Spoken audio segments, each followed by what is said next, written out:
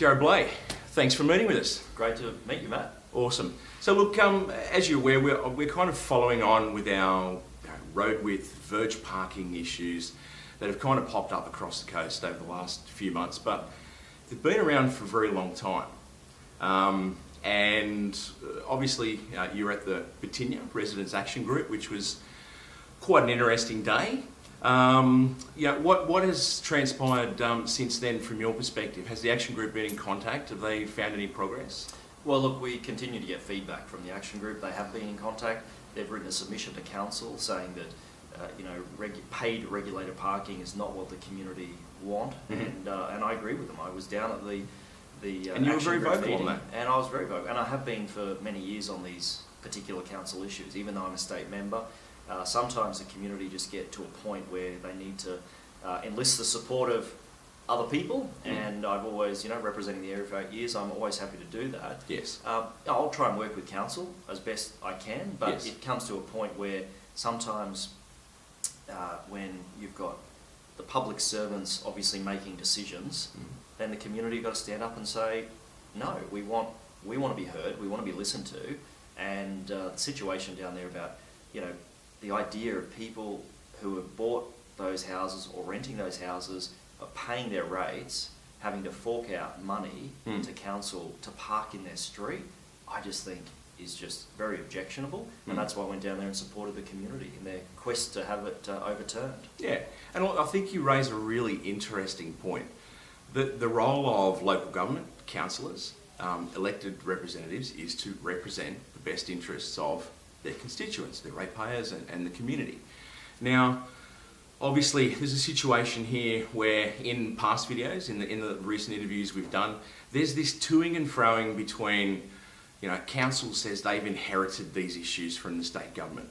Now, for me to remain as objective as I can, and that's sometimes it's very difficult in this role, we've kind of ascertained that to a degree council does inherit some of these issues because it's state legislation that determines road widths, and of course council can object that.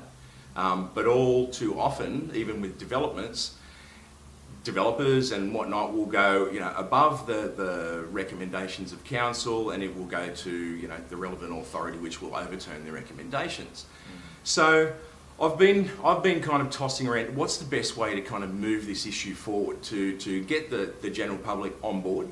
And I think, look, the boundary changes you raised the other day are a great example of this. If the community's unhappy, they need to come to their councillors, to their state members, and have them support what it is that they want. Yeah. So we have road widths that seem to be the central issue. So to try and make this really simple, do you think that current road width standards are suitable for today's day and age? Do they provide enough parking for families to go about their day-to-day lives? No. Okay. And look, Matt, it's easy for councillors and state parliamentarians to blame each other. Yes. I've been in the game for 8 years, I've seen it all. But the reality is, council's responsible for roads, rates and rubbish. So when we're talking about developments, I've got to say, as a resident of the coast for the last 30 years, I've seen councils very much focused on getting development happening, squeezing as many lots in to a development as they can, because council get more infrastructure funding. They get more rates. Okay. So where council may say, oh, this is big bag state government planning, the reality is the councillors decide through the council the planning and what developments get approved in these areas. Council can put up a fight with the developer about lot sizes, road sizes, infrastructure. Council can say we're not going to approve this unless you provide particular roads, and we've done that down at Meriden State College with the development A.V. Jennings built down in Creekwood Creekside down there. Yes. And we got an additional road, a wider road on Parklands Boulevard out front of the development. We also got A.V. Jennings very graciously funded a footpath for us, which wasn't in the mix, and they did that because the community. We went and saw A.V. Jennings, we said, this is the problems we're having. So it's easy for council to blame the big bad state government, but the reality is councils give approvals. Yep. And I've got to say, you look around the coast, we've got so many developments where they've been approved by council, one way in, one way out.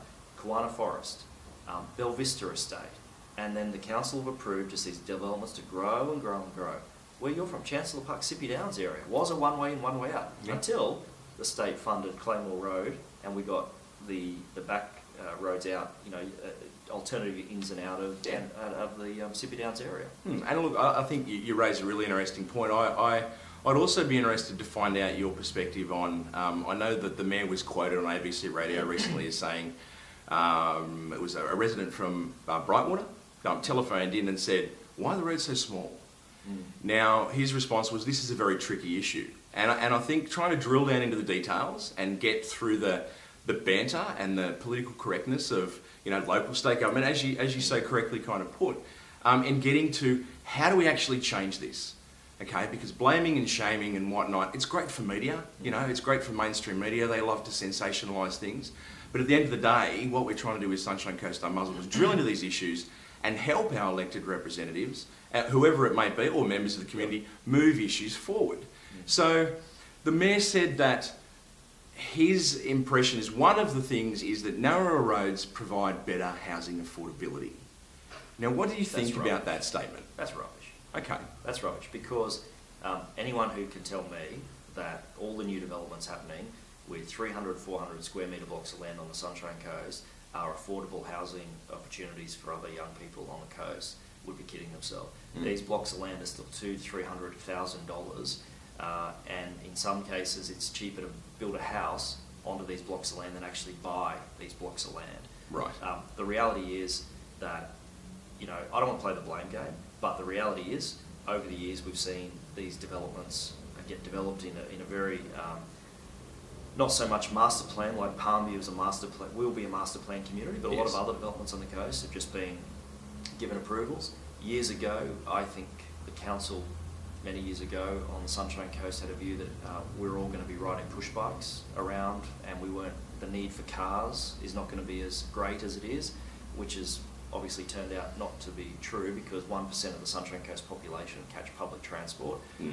There's a few that ride push bikes around town, but people are not going to go to Kawana Shopping Centre, Chancellor Park Shopping Village, and on push bikes and carry bags and bags of their groceries home. And I think, look, if because another question I want to ask about council and how council can move this forward, in cooperation with state members or the state government.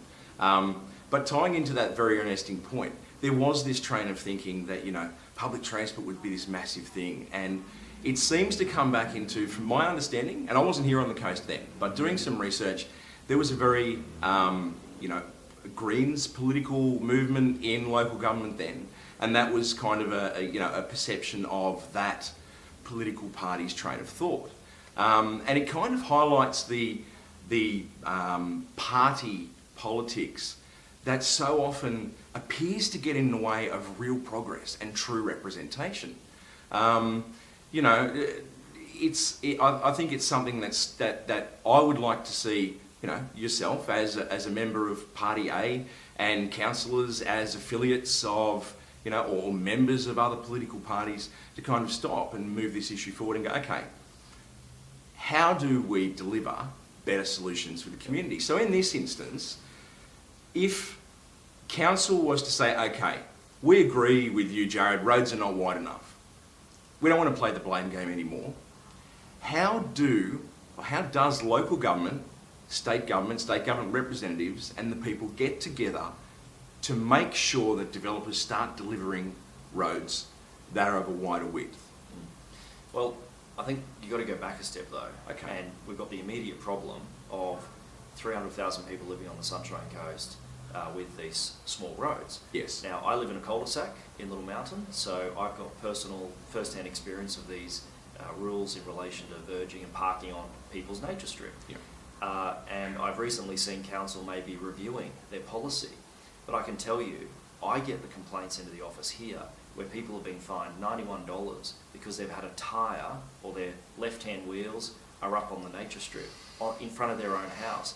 I've had a warning from council about me parking my own car in a cul-de-sac that I live in, Yep. and there's only 10 houses in the whole street, and we've had warnings placed on our cars in our street for parking our left wheels up on our nature strip. So I think the immediate problem is, in my view, that's ridiculous. Council have got to stop fining people for parking in front of their own houses. You heard it at Batinia when we were at the action group meeting the other day. Yes. This issue was raised where people said to the local councillor down there, well, you know, you don't want us to park on the street, and if you do, you want to charge us these nearly $48 a year to have a permit, you know, regulated permit parking to park in our own street. And yet, if we try and assist the community by, allowing emergency service vehicles and other neighbours through the streets, we we park up on the nature strip, Yes. up on the grass a little Yes. bit. Who does that hurt? Who in council does that hurt by parking your car, your own vehicle, or a visitor vehicle up on your piece of land? Well, you know, and it's a great point. And I think I would love to see council statistics on how many Verge pieces of infrastructure, whether it's piping under there, has been damaged by people illegally parking. I would imagine it's none. But, you know, those statistics would be interesting to look at, to try and understand what is the reasoning. But I mean, look, to come back to that last point, to really split this into two. Obviously we have a retrospective issue. It's an expensive one. You know, the options that council are looking at now come at an expense to ratepayers, whether it's concrete pads or, you know, whatever the case may be. Now, it is a minefield, and I do have empathy for the council in that, you know, you've got resident A who doesn't care about their verge and mows it every second week, and you've got resident B who has laid couch grass on there and they're very proud of it and they consider it part of their property. Now that's something for them to kind of work through, I think, in consultation with the community, and it is a retrospective issue. But to make sure that as soon as possible we're not building on the pile of retrospective issues to remedy, how do we move forward making sure road widths get wider yesterday? Well, that's just completely a matter for council to say to the developers when people put in development applications. This is our development application. Council have just got to say to them, these are the road widths we want. Okay. Now, if the state has has some Overrides role that? to play in terms of it depends, because see, some developments like the Palmview development was announced many years ago by Jarrod Bleijie as a greenfield development. Yes. So that was going to be a master plan community, as was Caloundra South, which is the Stockland Aura development. So in those communities, that's when over years, and Palmview's been in the plan for, you know, the whole time I've been a state member, for nearly 8 years. So those developments give the opportunity to look at, as a master plan community, okay, so do we want the community to be riding in push bikes, the public transport options in that community? And I remember when the Palmview development first happened, when the plan came out, there was actually a green road, a link The road. green link through Sippy Downs, yeah. Right through Sippy Downs. Now that caused immense grief in the Sippy Downs community.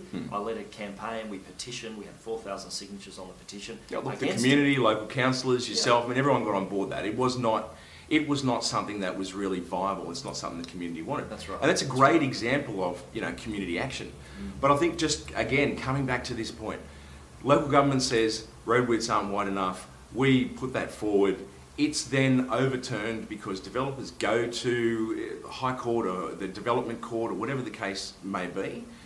And the court says, right, relying on state legislation, here are the standards. So how do we change the standards? Because residents agree they're not wide enough. Yeah, we're looking forward to hopefully catching up with representatives of ambulance and fire. Yep. We know they're going to say they're not wide enough. Council truck drivers, we know they're going to say they're not wide enough. So for safety, for convenience, for servicing the population, they're not wide enough. How do we change that legislation? Social action through the community, getting on to their state members and local government and working together, truly working together to change that legislation. How does that look? How does that come together? Well, how it looks, who knows? Because I'm not an engineer, you're not an engineer, and how wide should a road be in terms of new Excellent developments? question. I don't know. I don't have the answer to that. You know, my street, I would say that if you had two cars parked on the left-hand side and the right, where my home is, on the left-hand side and the right-hand side, do I think that street's wide enough for cars to then travel through? Probably not. If the cars are allowed to park on the verge without being fined by council, then yes, the road is wide enough. Yes. And we've got no issue. And our community, our local community, we all park on our nature strip, and I do it with the understanding that council will likely come along and fine me $91 for doing it. But you know what? I'm just saying it's ridiculous. Yeah. People shouldn't be fined. My neighbour has been fined and warned for parking on her own nature strip.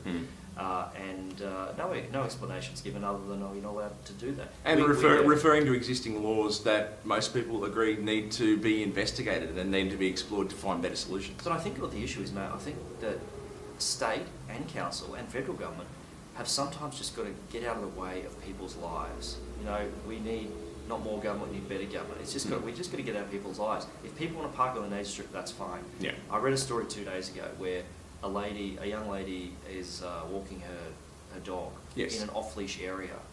She's fined by council for not having control of a dog in an unleashed dog park on the beach. You know, that's absurd. And why are we spending all this money, and council spending all this money going after people who we say, you can have an off-leash area, but your dog's not in control? Well, who defines... Look, that's a really interesting one. But I mean, look, but bring it back to the parking. I think you had made a previous statement that, you know, a lot of these initiatives appear to be cash grabbing. Now, when I put that to councillors, they've certainly come back and gone, look, if we wanted to cash grab, we would actively be out policing streets. Now, I know they're not for a fact because there is hundreds of cars parked on verges every day. So it's this ad hoc, inconsistent application of laws based on people complaining that creates this ad hoc kind of creation of solutions. So tying into another recent video we shot with a business owner down in Service Street in Maroochydore, he's being fined by council for clients and staff parking on the Verge. Okay, council's been out. Oh no, sorry, I retract that. They haven't been fined. They've been warned and if you keep doing it, you'll be fined. Now, we have a situation there where council engineers are exploring putting in 90-degree parking. The business owner said, go down to Cayley Drive in Maroochydore and have a look at the 90-degree parking bays there.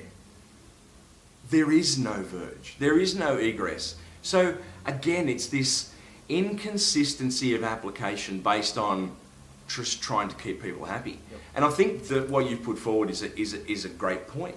We need to scrap verge parking laws, okay? We need to probably promote that if a local resident has an issue with a car, pop a note on there. Now, if it's a repeat issue, again, there's grey areas that need to be sorted out. But I think for the time being, in the grey areas, we probably need an amnesty on verge parking, unless it is, you know, particular to school parking and you get into safety issues. Sometimes you need localised solutions for local problems. Yes. The Bruce Highway is about to be upgraded, $1 billion spent out of the Bruce Highway. Now, one of the issues out there, of course, a lot of the tradies park on the sides of the roads out of the Bruce Highway to get to Brisbane every morning. Yeah. And so one of the solutions we've got out there now is a park and ride facility where we're going to have a car park out there in the new sort of out front of Aussie World. So that's a localised solution for a localised problem we know is a problem. But I think just common sense has got to prevail in these situations. Yeah. The point you make about not actively policing it, mate, I'm getting plenty of correspondence from people who have been, council are enforcing these verge laws and on people. I even heard a story where a community member was invited to, as ridiculous as it sounds, a community member was invited by council to give advice to council at a little community forum at the council chambers. They parked in a council car park because they thought, I'm a guest of the council, I'm presenting a paper to council. They were fined for parking. They appealed it and council rejected the appeal, saying, no, you park. And they said, I was invited by council to come and speak to council officers, parked in a council car park, and they got fined. The council now is taking that issue on. But if the councillors don't know about it, if the politicians don't know about it, then nothing's going to change. And that's why this stuff's good, communicating this message out to people, because if people have been fined, we want them to contact either local councillor. Yeah. If they can't do that, contact me. Now, do I have any role and responsibility on verge parking? No, but I'm a citizen, and if I can advocate and agitate for council to change its position on verge parking, I will, particularly as one who's been personally impacted by Verge parking, which was a particular complaint from one neighbour who's no longer in that particular street anymore. But we've all got personal experience of it. But I just think common sense has got to prevail in a lot of these situations. Jarrod, thank you very much for your time. I really appreciate it. Thank you. And look, if we could ask if you could share this video on your page, because you're right, people being aware of this, starting conversation, contacting their councillors, contacting the state members in their relevant electorates, and really getting this topic out there, we're going to get closer and closer to actually making a change that's going to benefit the community. Good on you, mate. Thank you. Cheers. Good time. Cheers. Take care. Thanks.